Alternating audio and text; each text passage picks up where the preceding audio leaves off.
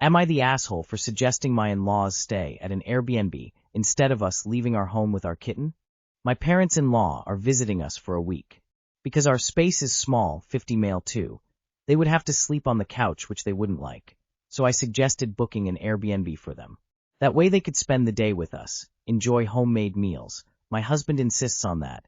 They will get mad if it isn't the case.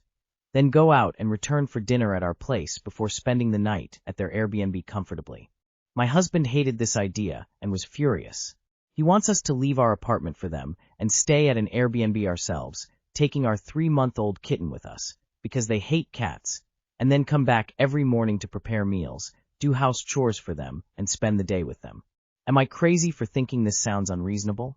This is insanity. It's your home. Say no and don't leave. Also, please get rid of your husband. How embarrassing to be an adult man pandering to his mummy like that.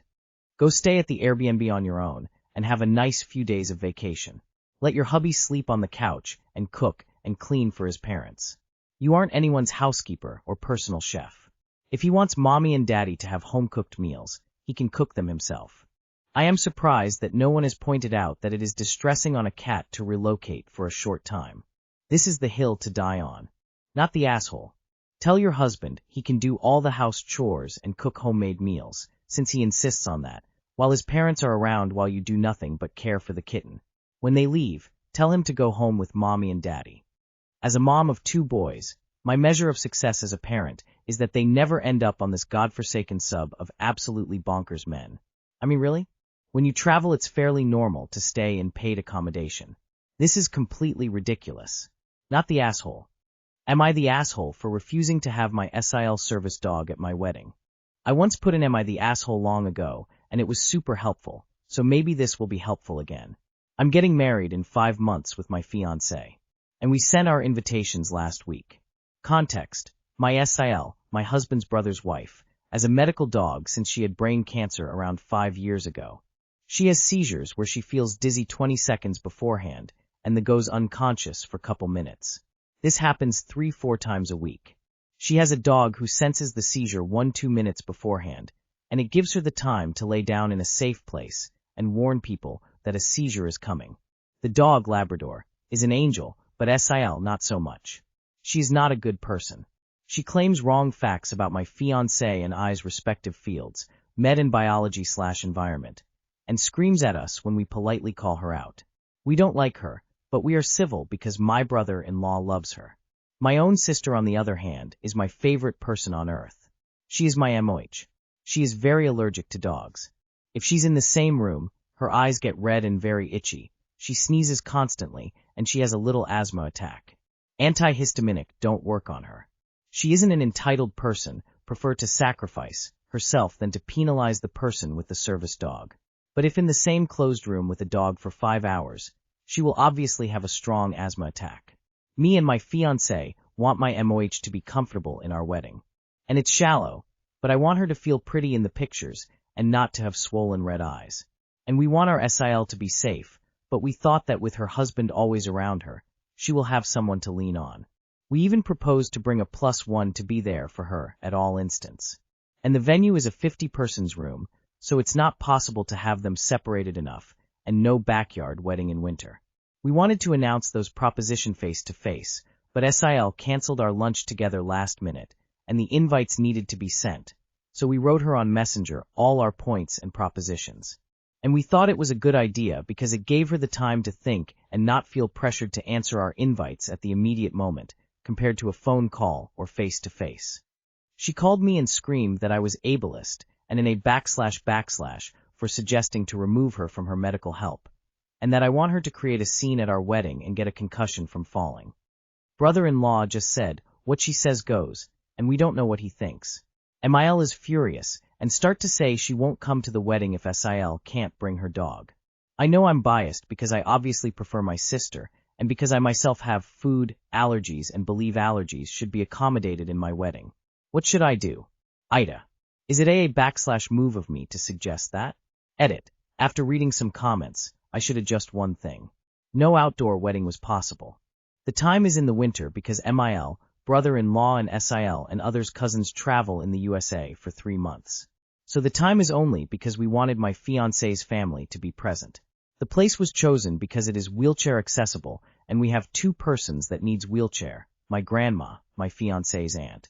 So sadly, no, it was not possible to have big spaces / outside. The place we chose was our only option in our city, and even there we went over budget. And the place needs to be in our city, and this year if I wanted my grandma to be present because of her medical treatments. Not the asshole. These are 2 real medical needs.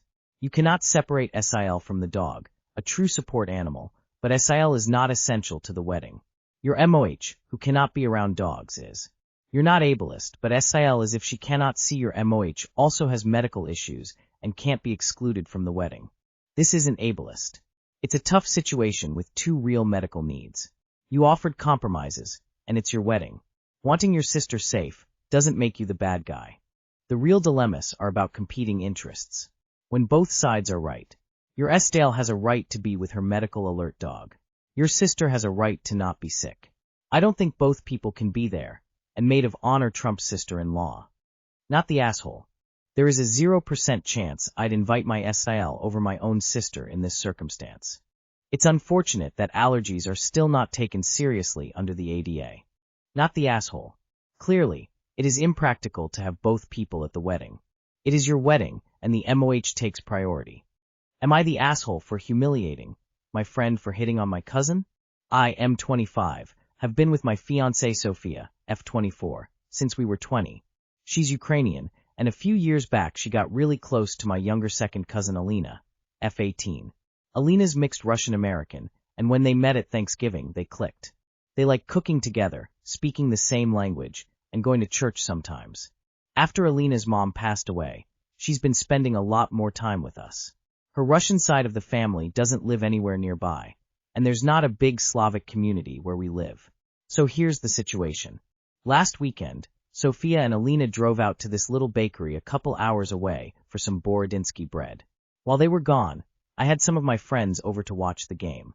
When the girls came back, I introduced Alina to everyone, making a point to say she's my younger cousin.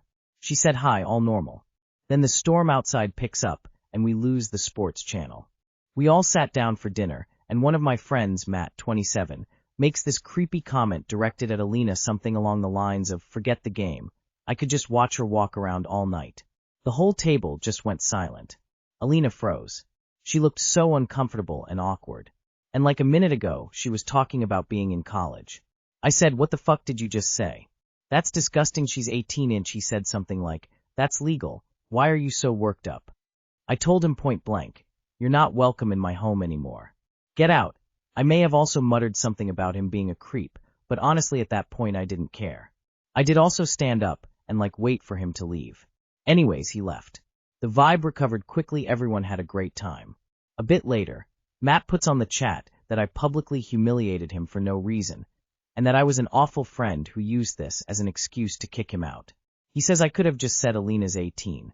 I don't really think I overreacted. Alina looked super uncomfortable. She lost her mom recently and has been relying on us a lot. The last thing I want is her associating my house with some creepy older guy trying to hit on her.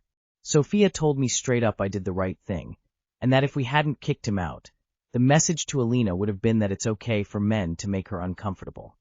Matt also said I was being overprotective, and that plenty of guys would have hit on her before. TBF, I didn't like the guy that much even before, but he's a part of my group, so I did have to invite them. I would have rather not. Am I the asshole? I can see how saying all of that was a bit embarrassing for him, unnecessarily so. Also, if another of my friends had said it, I may have been a bit less harsh. Not the asshole. Even if Alina was older, it's an inappropriate comment about your family member. You all were not in a bar, you were in a family home. He's a creep, and you made the right decision to kick him out. Alina is 18, and being protective of her is the right thing to do. Matt doesn't get to decide the appropriate level of protectiveness you have for your cousin. Your care for her warms my heart. 18 is way too young for him, and you are not required to let a creeper who hits on your cousin under your roof. He is way too old to chase after teenagers. Not the asshole. His remark was creepy and sexist regardless of how old the woman was. I imagine he thought his remark should have been taken as a compliment, but he's basically telling your cousin that her body/appearance is there for his entertainment. When you called him out on it, he doubled down with the "that's legal," which is also all kinds of gross. I agree with your girlfriend that if you had let him stay or laughed it off, it would have sent a message to your cousin that his behavior was acceptable. Good for you for standing up for your cousin and being protective. Not the asshole. You can still be inappropriate while following the law. Legal doesn't always mean good. You did the right thing making your home feel safe for your cousin, and sending a message to everyone that your home is a creep-free zone. He was treating her like decoration, and you shut it down. Everyone but him was happy about that. Now he's being a little whiny baby? Not even apologizing for embarrassing her? Block him, and let your group know you blocked him, so they'll know it's okay if, like you, they were putting up with him because he's part of the group. Not the asshole. Once Matt knew that he offended you, he should have apologized instead of doubling down with the 18 is legal remark. The group chat remarks sealed the deal. He's disrespectful. Even if plenty of guys had hit on Alina before, it didn't need to be one of your friends in your home, especially not knowing the lay of the land. You mentioned that Matt is a part of your friend group and that you had to invite him. I'm going to hard disagree with this. You shouldn't have to invite anyone that you don't care for, and make it clear to everyone that while you're adult enough to avoid Matt at future functions and outings, he's no longer permitted in your home. There are far too many Matts out there thinking their behavior is the norm and acceptable. Thanks for being one of the good ones, OP. Not the asshole. Ew. Your friend was being an absolute creep, and what's worse, when you called it out, instead of being embarrassed about it, he doubled down on part of what made it creepy. The line itself would have been creepy no matter her age. You absolutely did the right thing. And you don't have to invite people you dislike just because they're part of a group. You may get asked why, so it's worth being ready with an answer, but I'm guessing this isn't his first misbehavior of this sort. So the answer seems obvious. I don't like how he treats women, and I don't want that in my home. Would I be the asshole if I hid my GF's contact lenses again? I, 24M, live with my girlfriend Lena, 23F. She's doing her master's right now, which means she has classes most mornings/early afternoons, usually 8 to 1 or 2, and then she works from home most evenings, like 5 to 9. I also work from home full-time, so I see her routine every day. The thing is, her eyes are constantly suffering. She wears contacts to class, and by the time she comes home, they've made her eyes super red and irritated. Then when she switches to her glasses, they calm down, but the second she has a video call in the evening, she takes the glasses off because she feels self-conscious in them. Within half an hour, her eyes are itchy and irritated again, and sometimes she ends up with migraines from looking at a screen without glasses. She also gets allergies a lot, so she wakes up with watery eyes. She insists on it because she doesn't like how she looks in glasses. She refuses to leave the house with her glasses on. For the record, she's gorgeous, glasses or not. She's the prettiest girl. I don't think she realizes how bad it is, like she thinks itchy eyes are normal. I'm honestly worried she'll scratch a cornea. She has eye drops that help, but normally I have to really bully her into using them because they leave a bad taste in her mouth. On Friday, her eyes were already itchy, but she didn't have any evening calls, so they settled down. That night we had dinner plans, and while she was rushing to get ready, her eyes were itchy from the eyeliner she uses, and I knew the second she put her contacts in, it would get worse. So I hid them. She grabbed her glasses before we left, but didn't put them on while we were out, apart from to read the menu. I know it was sneaky, but I swear it was in her best interest. Her eyes need a break, and I feel like if I don't intervene, she'll just keep hurting herself. Would I be the asshole if I did this again? Like not every week, but like on the occasion when her eyes are really bad. I'm not really sure what else I can do to help her. You are the asshole. This is controlling and massively overstepping. How to correct her vision is her medical decision to make, not yours. You are the asshole. She's an adult. You're being controlling and claiming it's in her best interest. You can express concern, but to hiding them is absolutely not okay. Encourage her to call her optometrist and let them know what is going on, as she obviously reacting to the contacts. Yes, you are the asshole. She's an adult, and if her eyes are at the risk of getting irritated or infected, your role as a partner at the most is to offer solutions, such as changing the brand / visiting the optician / going to a specialist to check what's happening. If she insists on being adamant despite this, there is nothing more you can do. Hiding this is weird, childish, and definitely will backfire on you. You are the asshole. She's a grown-ass adult. Stop treating her like a child. You are the asshole.